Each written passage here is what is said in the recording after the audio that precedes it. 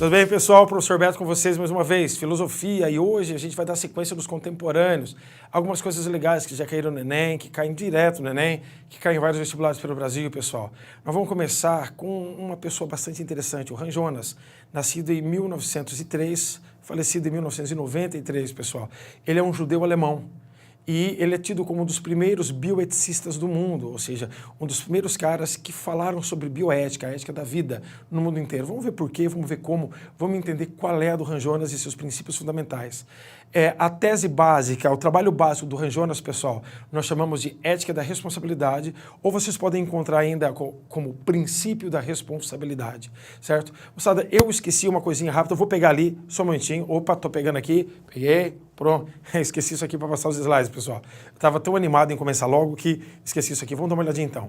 Moçada, eu trouxe alguns slides para vocês. Vocês sabem que os slides que eu trago para vocês consultarem bastante, tem bastante conteúdo. Eu quero que vocês tenham bastante acesso a isso, tá bom? Por isso que eu dou uma carregadinha no conteúdo dos slides, não deixo só tópicos. Vamos dar uma olhadinha então? Aqui, pessoal, comigo na tela, junto aqui comigo. Vamos lá. Pessoal, efeito bomba de Hiroshima. Efeito bomba de Hiroshima, certo? Essa bomba, o que ela fez? Que tipo de pensamento ela pôs em marcha? Qual a necessidade que surgiu a partir dela? Vamos bater um papinho, pessoal. Moçada, o Ran Jonas, ele foi perseguido pelo nazismo, ele mudou-se para a Inglaterra, chegando na Inglaterra ele se alistou no exército inglês, e o contato diário com a morte no fronte do exército inglês, meus meninos e meninas, certo, fez com que ele despertasse um gosto bastante interessante pela vida. Ele despertou o interesse dele pela vida. Ou seja, a banalização da vida e da morte fez com que ele se interessasse pela vida. A partir daí, pessoal, ele já começa a ficar diferente. No entanto, o que despertou mesmo, pessoal, o interesse do Ran Jonas foi a bomba de Hiroshima, foram as bombas de Hiroshima e Nagasaki. Por quê? Nunca na história da humanidade o ser humano tinha tido um conhecimento tão grande e um conhecimento que ameaçava de tal forma o ser humano como então. Ou seja, nós tínhamos a capacidade de deter um conhecimento que podia aniquilar não só a vida humana, mas como toda a biosfera, pessoal. A vida humana e a vida extra-humana. A partir daí, o Ran Jonas, ele vê a impossibilidade das éticas tradicionais demasiadamente focadas no ser humano, de darem conta disso. Como dar conta desse conhecimento novo, dessa nossa nova capacidade de destruir tudo aquilo que é vivo, pessoal, aquilo que é humano e aquilo que não é humano. Então daí a necessidade de uma nova ética, uma ética da responsabilidade. É nesse momento que surge a necessidade da ética da responsabilidade, que a gente vai dar uma olhadinha juntos agora. Vamos lá de novo? Vamos? Olha lá, pessoal. Bom, o princípio da responsabilidade, ou a ética da responsabilidade do Ran Jonas, pessoal, é uma avaliação extremamente crítica da ciência moderna e de seu braço armado, a tecnologia. Vamos traduzir isso, pessoal, para o Ran Jonas. A tecnologia, ela se tornou a grande senhora da ciência. A ciência deixou de prestar atenção no ser humano, deixou de trabalhar em prol da vida humana e do ser humano, e em prol das coisas que estão ao redor do ser humano, para virar meio que escrava da tecnociência. Ou seja, o que é bom, o que é mal, o caminho que devemos ou não seguir em termos de ciência, nos é dado pela tecnociência, pela tecnologia. O progresso não é o progresso humano, o progresso não é o progresso que nos promove, mas é o progresso da tecnociência. A partir disso, nós temos uma ciência esvaziada de humanidade, uma ciência que não é capaz de responder às novas indagações do conhecimento.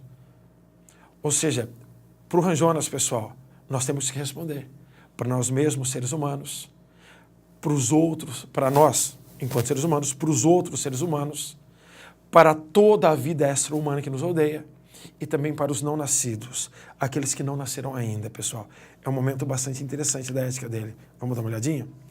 Roberto, mas que tipo de perigo essa tecnociência traz? Essa nova ciência leva um conhecimento anônimo, que não é mais feito para obedecer a verdadeira função do saber durante toda a história da humanidade, a de ser incorporada nas consciências, na busca imediata, certo? E ponderada da qualidade da vida humana. Ou seja, agora o saber não é para isso. Dane-se a vida humana, dane-se uma vida humana autêntica, dane-se a vida extra-humana. Agora é o conhecimento pelo conhecimento, a evolução pela evolução. O progresso é progresso científico, o progresso é progresso técnico e não progresso humano. É um dos alertas que o Ran Jonas faz em relação à tecnociência. Dica interessante de vestibular: nunca vocês encontrarão uma questão no Enem e no vestibular certo? Que esteja correta do Hans Jonas, que valorize a tecnociência.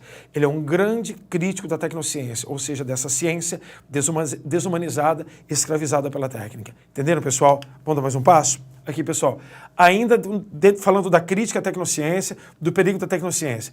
A pesquisa científica, por sua vez, é iniciada por instituições técnico-burocráticas. A tecnociência vai produzindo conhecimentos que, sem sofrer qualquer reflexão crítica, transformam-se em regras impostas à sociedade como se fossem verdade absoluta.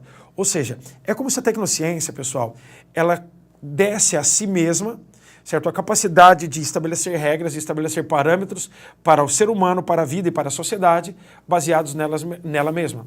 Ou seja, sem qualquer tipo de reflexão exterior, sem qualquer tipo de reflexão crítica. Ô Beto, deixa eu ver se eu entendi. É como se a tecnociência criasse um conjunto de conhecimentos por ela mesma e ela nos enfiasse goela abaixo tais conhecimentos como se fossem verdades inalienáveis. É, exatamente isso. Mas nós sabemos, pessoal, que a tecnociência ela não tem a capacidade crítica para refletir sobre si mesma. Ela não pode refletir sobre si mesma. É imperativo que nós reflitamos sobre onde queremos chegar com a ciência e quais os verdadeiros objetivos da ciência. É um apelo que o Hans Jonas faz, pessoal, para nós. Tudo bem? Vamos dar mais um passinho? Aqui, ó. A ciência como legitimadora de si mesma, ou seja, a ciência legitimando a si mesma, é um dos grandes perigos da tecnociência.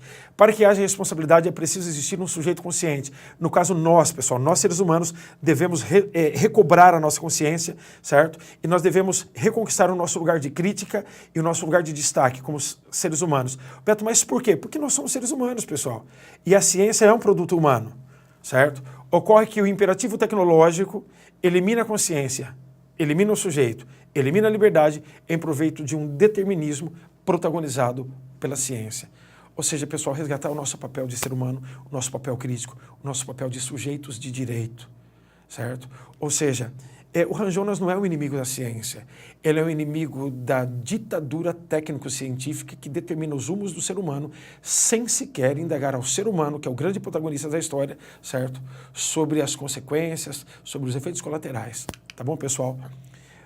Ô Beto, essa nova ética da responsabilidade, ela diz respeito ao quê? Ou seja, pessoal, é uma ética que desperta para a necessidade do ser humano dar respostas. Responsabilidade, pessoal, vem do latim, responsa. É a capacidade que nós temos de dar respostas, beleza? O Hans Jonas, ele estabelece o imperativo dessa nova ética. Vamos dar uma olhadinha nesse imperativo. Está aqui, ó. Age de tal maneira que os efeitos da tua ação no mundo sejam compatíveis com a permanência de uma vida humana autêntica.